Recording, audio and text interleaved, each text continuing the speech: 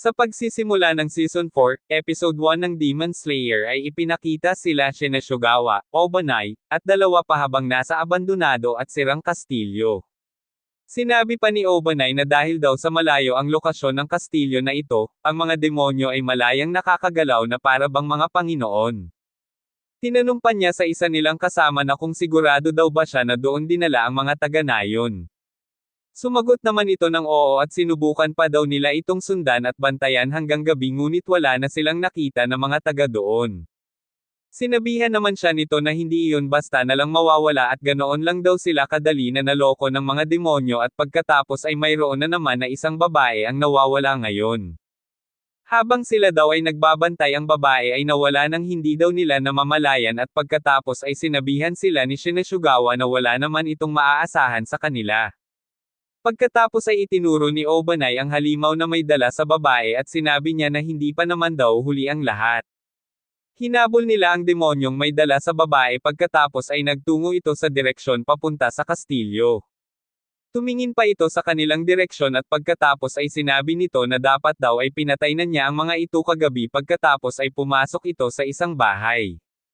Dumating silang apat at pumasok sa bahay kung saan nagtungo ang demonyo na kanilang hinahabol.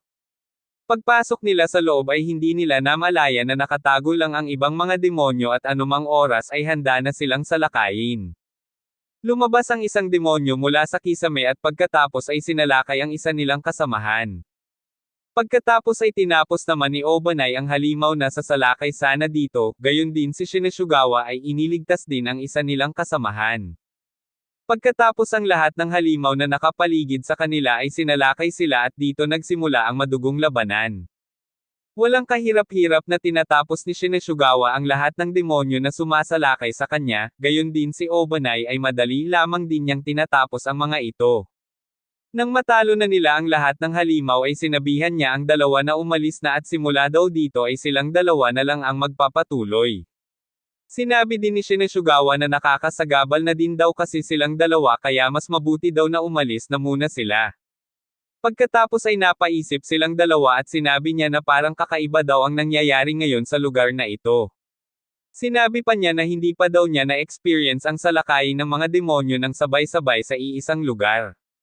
Pagkatapos ay narinig niya ang boses ng babae na humihingi ng tulong mula sa itaas. Pagkatapos ay agad niya itong pinuntahan at dito ay nakita niya ang madaming mga demonyo na nakaabang sa kanila. Ginamit niya ang second form ng kanyang espada ang Purifying Wind Breathing Claws, at sa isang hagupit lamang ay naglahong parang bula ang mga demonyo. Pagkatapos ay muling nagsalputan ang mga demonyo at dito ay nag-follow up naman ng pagsalakay si Obanai. Inilabas niya ang fifth serpent breathing form ng kanyang espada at pagkatapos ay hinagupit ng kanyang anyong ahas ang lahat ng natitirang mga demonyo. Pagkatapos ng pagsalakay na iyon ay ipinakita ang demonyo na may hawak sa babae at sinabi na ang mga ito daw ay malalakas at hindi mga pangkaraniwang demon hunter. Muli itong tumakbo palayo at pagkatapos ay sinabihan siya ni Shinashugawa na pakawalan daw niya ang babae dahil hindi daw ito makakawala sa kanyang kamatayan habang tinatapos ang mga demonyo na humaharang sa kanya. Patuloy ang pagdating ng mga demonyo at mula sa labas ay sinabi ni Shinashugawa na kung saan daw kaya nanggagaling ang mga ito. Sinabihan naman siya ni Obanai na mag-focus na lang daw ito sa paghabol sa babae at siya na daw ang bahalang haharap sa mga demonyo na ito. Sinabi naman niya na siya na ang bahala sa paghabol dahil na boring na din naman daw siya sa mga demonyo na ito bago tuluyang umalis. Pagkatapos ay ipinakita si Obanai habang ginamit ang kanyang third form serpent breathing at pagkatapos ang mga halimaw ay na-wash out sa isang pikit mata lamang. Dito ay sinabihan niya ang demonyo na may dala sa babae na ang pagpidyaw sa kanya gamit ang mga mahihinang demonyo ay pagsasayang lamang daw ng oras. Pagkatapos ay inutusan niya ang mga demonyo na salakayin siya ngunit sa isang paghampas lamang ng kanyang espada ang lahat ay naglahong parang bula. Sinabi ng demonyo na wala siyang laban sa mga ito at pagkatapos ay sinabihan niya ito na kung talaga daw ba na gusto niyang mailigtas ang babae. Pagkatapos ay inihagis niya ito ng malayo ngunit dito ay dumating si Obanai at iniligtas niya ang babae. Pagkaligtas nila sa babae ay mabilis nilang tinungo ang kinaroroonan ng demonyo at pagkatapos ito ay tumalon. Sinundan nilang dalawa ang demonyo at pagtalon nila sila ay nagulat sa kanilang nakita. Ang direksyon na pinatunguhan nito ay tila ba isang malaking lugar na kung saan nandito ang lahat ng mga demonyo. Pagkatapos ay nang naabutan na niya ito ay tila ba isang portal na sa pagsara ng pintuan ay bigla itong nagsara kasabay ng paglaho ng tila ba isang buong lugar ng mga demonyo. Tinanong siya ni Obanai kung anong nangyari at bigla itong nawala at sinagot lang siya nito na kahit daw siya ay walang ideya kung papaanong nangyari iyon. Sa eksenang ito ay ipinakita si Kano na habang nakasakay sa isang karwahe pagkatapos ay tinanong siya na kung sigurado na daw ba ito na bababa na siya. Pagbaba niya ay nagpasalamat ito at dito ay ipinakita na binati siya ng mga bata at sinabi na maligayang pagbabalik. Dito ay binati niya ang kanyang kapatid na si Shinobu Kocho at ito naman ay tumugon din sa kanya ng pagbati. Sinabi niya kay Kano na natalo na daw nila Tanjiro at ng iba pa ang dalawang nasa upper rank. Si Nezuko naman daw ay kasalukuyang nagpapagaling at ito ay nakikitaan ng malaking pag-unlad. Sinabi din niya na malamang daw ay gagamitin ni Muzan ang mga demonyo sa katawan nito upang siya ay tuluyang makuha dagdag pa niya. Para magkaroon ng demonyong mananaig sa araw ay dadalo daw siya sa isang agarang meeting kasama ang mga Hashira sa Ubuyashiki Residence. Habang siya daw ay nandoon ay nakiusap siya dito na kung maaari daw ay protektahan niya si Nezuko at ito daw ay hindi isang utos kundi isang kahilingan na kangiti pa nitong sinabi. Sa eksenang ito ay ipinakita si Tanjiro at tinanong niya ang kanyang kausap na si Goto kung okay lang daw ba ang mga taga-nayon. Sumagot naman ang kanyang kausap at sinabi na wala daw siyang masyadong impormasyon tungkol doon pero sigurado daw siya na ang mga demonyo ay sa gabi sumasalakay kaya ang mga taga-nayon ay walang magawa kundi ang magpalipat-lipat ng tirahan. Swerte din daw na iyon lang ang mga pinsala na nakuha nila gayong dalawang nasa upper class ang nakalaban sabi pa niya. Ang mga kalaban na iyon ay talagang napakalakas at talagang hindi mo iisipin na mabubuhay ka pa sa ganoong sitwasyon dagdag pa niya. Sa tuwing gumagawa ng mga pagsalakay ang mga demonyo sa hating gabi ang mga hukbo ay gumagawa ng nayo na walang laman bilang isang panlinlang. Pagkatapos sa oras ng pagsalakay ng mga demonyo ay wala na silang makikitang mga tao dahil ang mga ito ay nakapagtago na sa ligtas na lugar. Ang lahat ng iyon ay bunga ng matalinong pag-iisip ng mga pinuno at ng kanyang pamilya at ang mga prediction nito ay talagang napaka-accurate sabi pa nito. Sinabihan niya ito na ilang araw din daw siyang walang malay at kung ayos lang daw ba na kumain siya ng madami dahil siya ay kasalukuyan pa lamang na nagpapagaling. Sinagot naman siya nito na okay lang naman daw sabi ni Kanroji dahil kahit naman daw siya ay kumakain ng madami. Sinabihan naman siya ni Goto na parang mas lalo daw silang nagiging malapit sa isa't isa dagdag pa nito.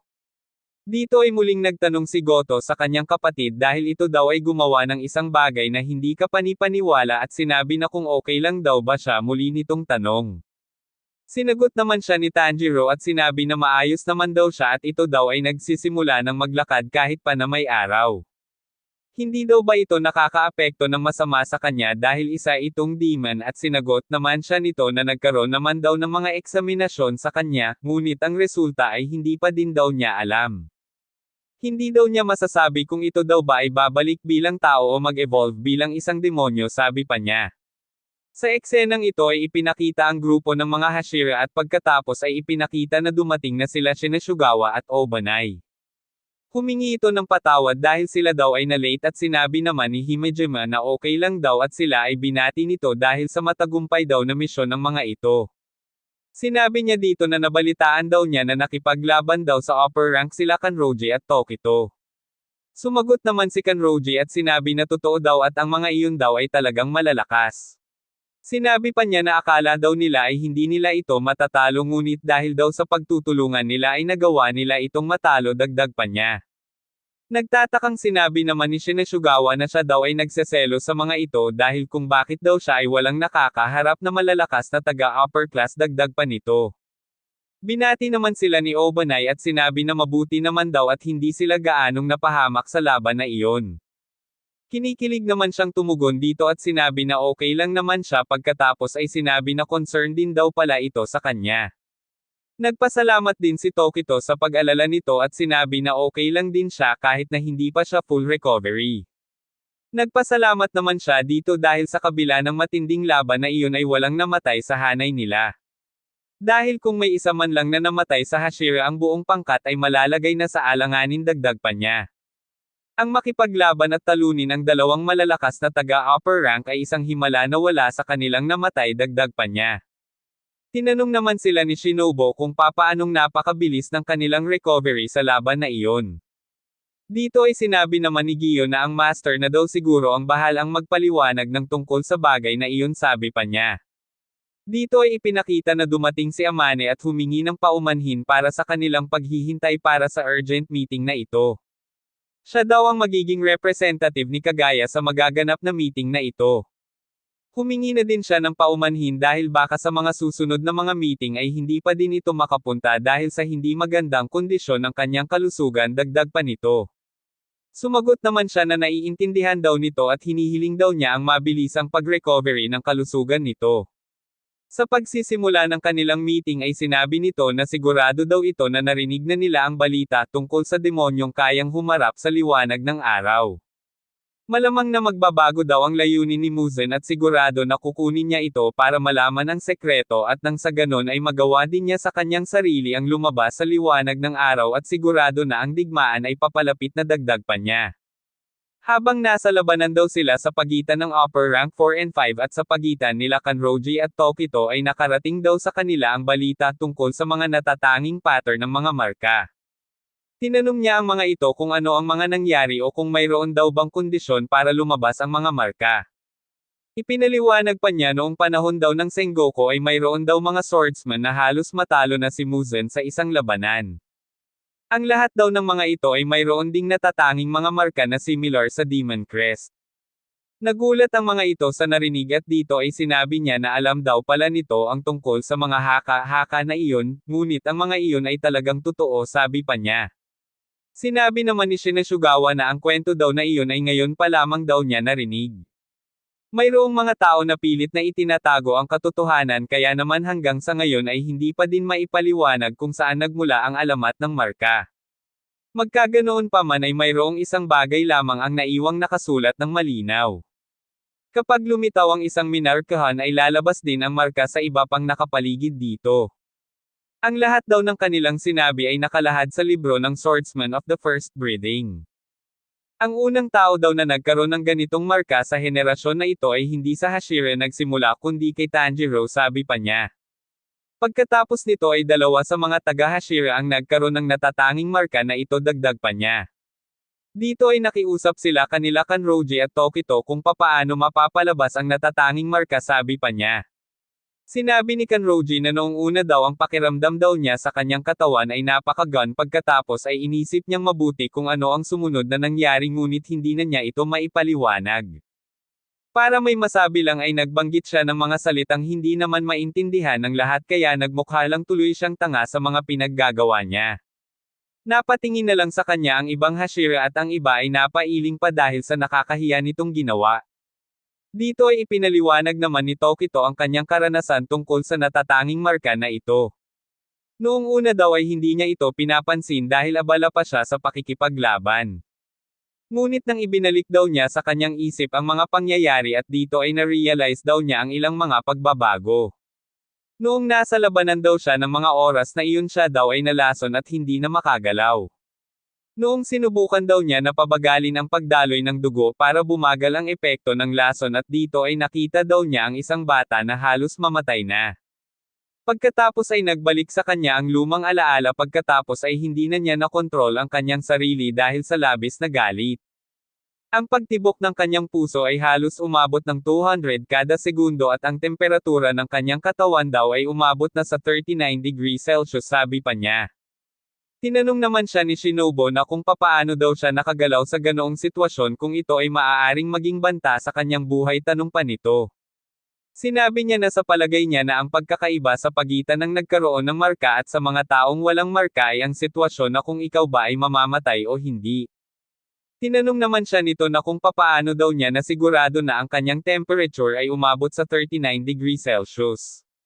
Ginawa na lang niyang halimbawa na noon minsan daw na nagkasakit siya ay umabot ng ganun ang kanyang temperature, pagkatapos ay sinabi niya na parehas lang daw iyon sa naging pakiramdam niya.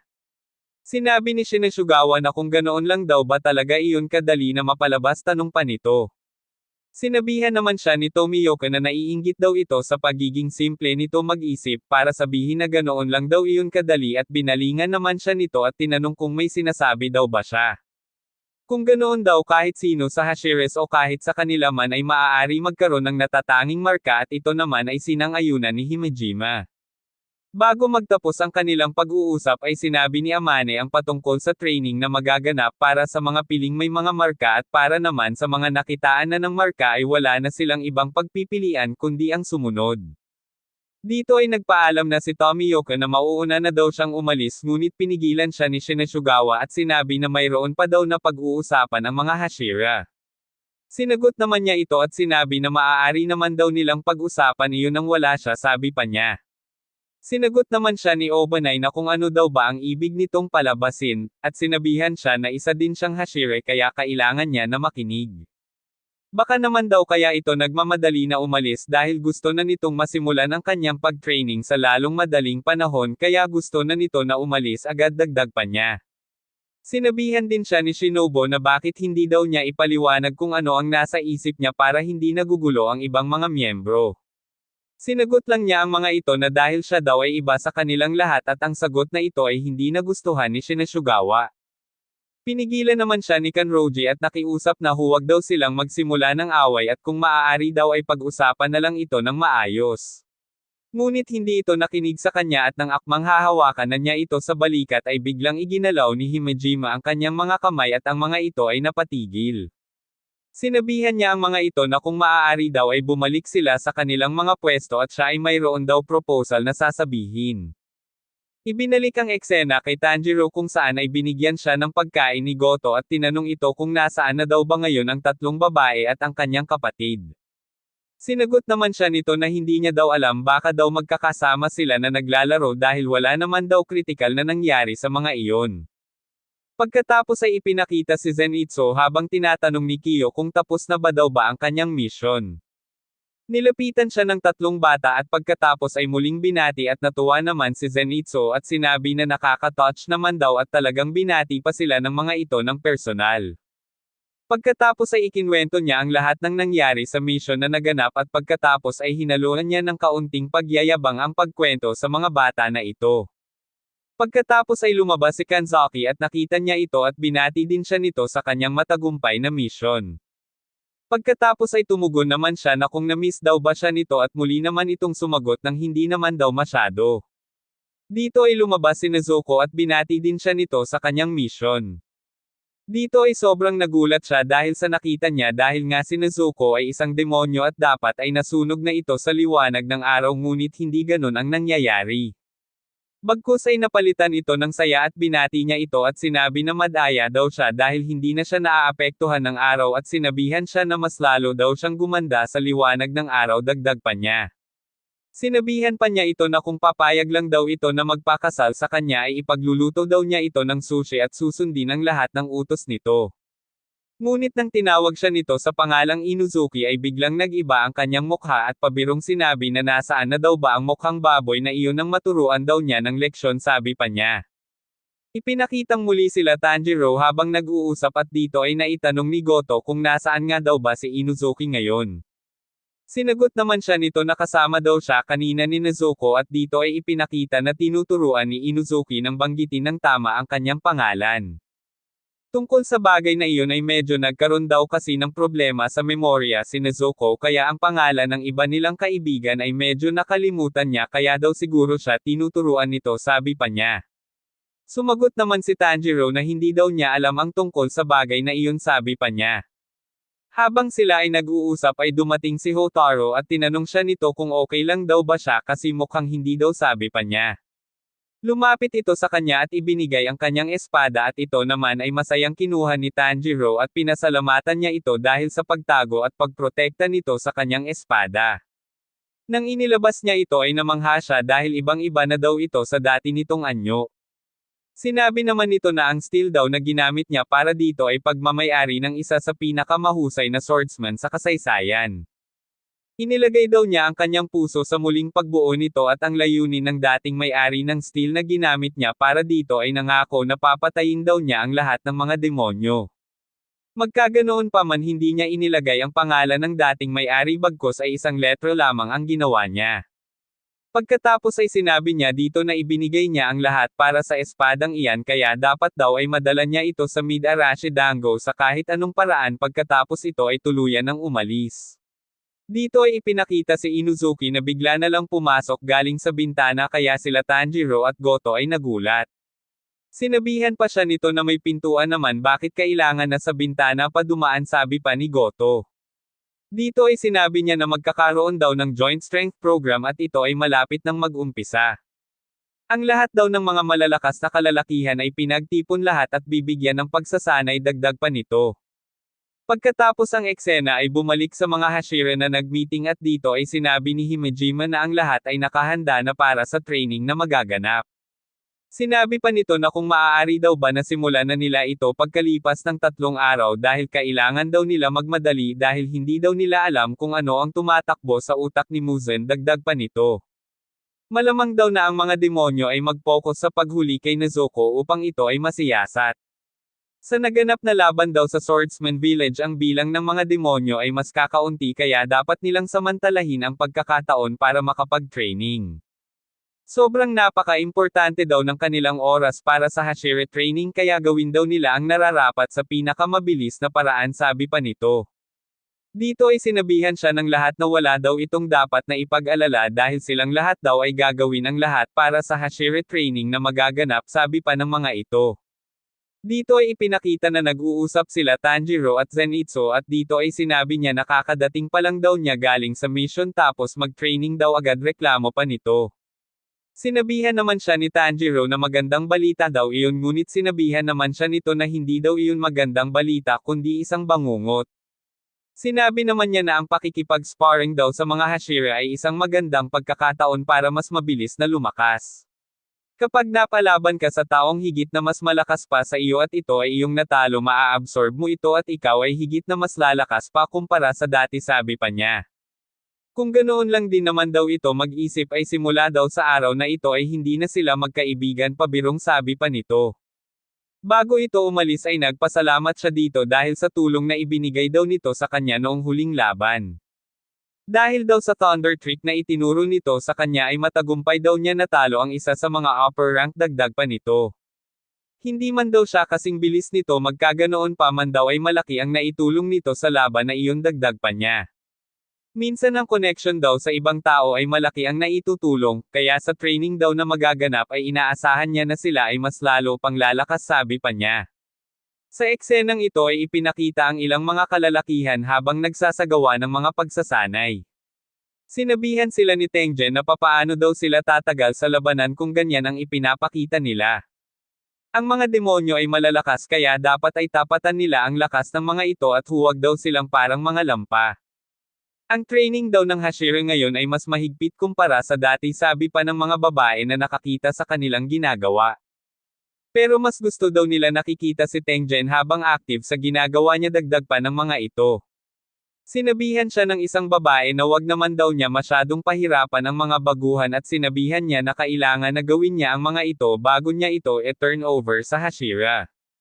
Tinanong siya ng isang babae kung siya ang in charge sa basic fitness workout at pagkatapos daw nito ano ang susunod nilang training. Sumagot siya na pagkatapos daw ng workout nila sa ilalim niya ang susunod naman ay hahasahin nila ang kanilang bilis sa patnubay ni Hashira Tokito sabi pa niya. Pagkatapos ay si Kanjori naman, para i-improve ang kanilang flexibility sa pakikipaglaban. Pagkatapos ay si Obanai naman para sa kanilang swordsmanship at ngayon pa lang ay sinasabi na niya na napakahigpit daw nito pagdating sa pagtuturo. Sunod naman ay kay Shinazagawa para hasahin ang kanilang endless striking power at ang isang ito ay mahigpit din. Ang panghuli naman ay si Himejima para sanayin at palakasin ang kanilang pisikal na pangangatawan at kailangan mo na isakripisyo ang lahat para sa isang ito. Inaasahan din ng mga Hashira ang mabilisang pagpapalakas ng mga mandirigma na ito at kung siya nga lang daw ang masusunod ay gusto pa niya na turuan ng mas matagal ang mga bagong mandirigma na ito sabi pa niya. Pagkatapos ay ipinakita na nagliparan ang mga nag-training at ito ay kagagawan lahat ni Shinasugawa.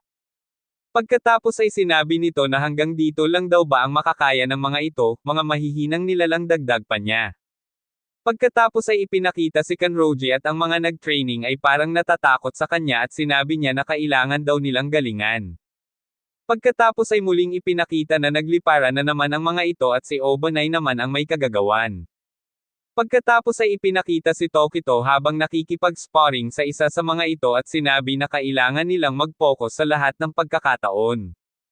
Pagkatapos ay ipinakita si Himejima na nakikiusap sa mga ito na kailangan na tibayan daw nila ang kanilang loob para sa bayan at sa kanilang master. Pagkatapos ay ipinakita ang mga nag-training na palutang-lutang sa tubig na tila ba ay bumigay sa training. Sa eksenang ito ay ipinakitang muli si Tanjiro habang nakita ang isang uwak sa bintana at pagkatapos ay pinagbuksan niya ito at pagkatapos ay tinusok siya nito sa kanyang ulo. Sinabihan niya ito na kung ano daw ba ang problema nito pagkatapos ay inilabas niya ang isang sulat galing sa kanyang paa. Isa itong mensahero at ang sulat daw na ito ay galing sa kanilang master. Kinuha niya ito at binasa at dito ay nakasaad na si Tokioka daw ay hindi nag-participate sa Hashira training na naganap.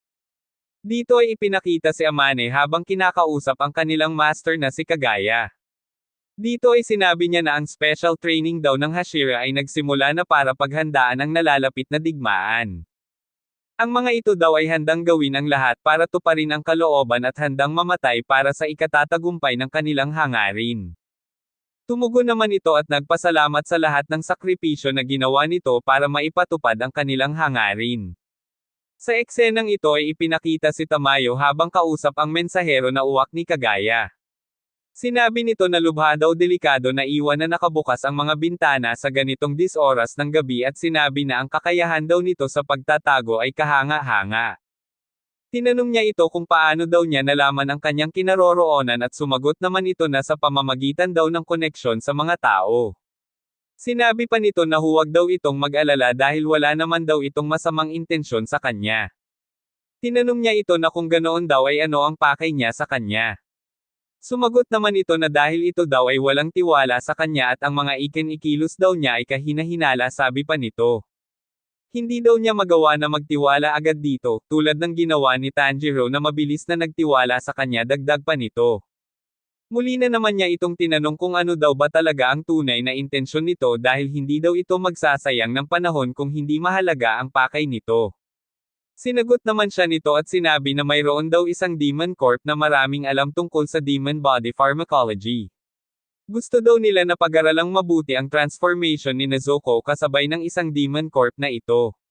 Sa pagtatapos ng episode na ito ay sinabi ng mensahero na para matalo daw nila si Muzan ay hinihingi nito ang kooperasyon niya at siya ay iniimbitahan sa tahanan ng mga Ubuyashiki.